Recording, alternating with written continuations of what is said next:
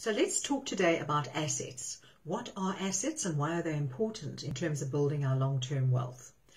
The first thing to realize is that an asset is actually something that you own, that you could convert into cash. So it's something that you've bought, that you possess, that you could sell in future and turn into cash. So we have lots of things that are classified as assets, from our furniture to perhaps jewelry that's expensive, to our cars, our caravan, various things that we own in life. So there's been a lot of debate over recent years about whether something like a car is an asset or a liability. You often hear it referred to as a liability. And then, of course, as I say, assets such as perhaps a caravan or even your own home are debatable in terms of whether they are assets or not. They are, in fact, assets because they can be sold and converted into cash. But the important thing is that they are lifestyle assets. So that you use them to enhance your lifestyle, to improve your lifestyle. So there really are two kinds of assets at the end of the day. There's lifestyle assets and then there are investment assets. So assets that will increase in value. Why is it important for us to actually have assets that will increase in value? Well, we want to reach the point at some time in future where in fact we can stop working and we can live off the assets we have accumulated. Most people refer to this as retirement. So as you go through life, you're going to be building up those assets, accumulating wealth, and until the point where you actually don't need to work anymore, where you have sufficient assets.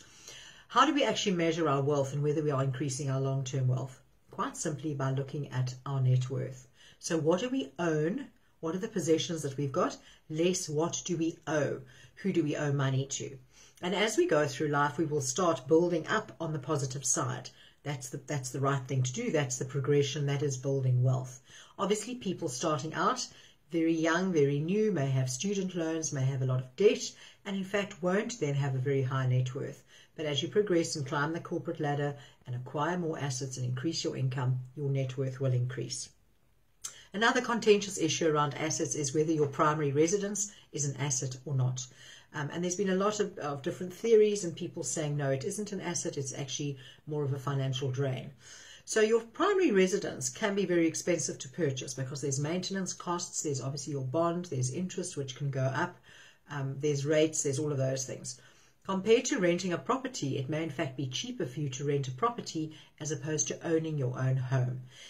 But owning your own home, that property is an asset because it can be purchased and it can be sold in future for hopefully a higher amount of money. So you would hopefully make some kind of profit. But it would have cost you to maintain that property.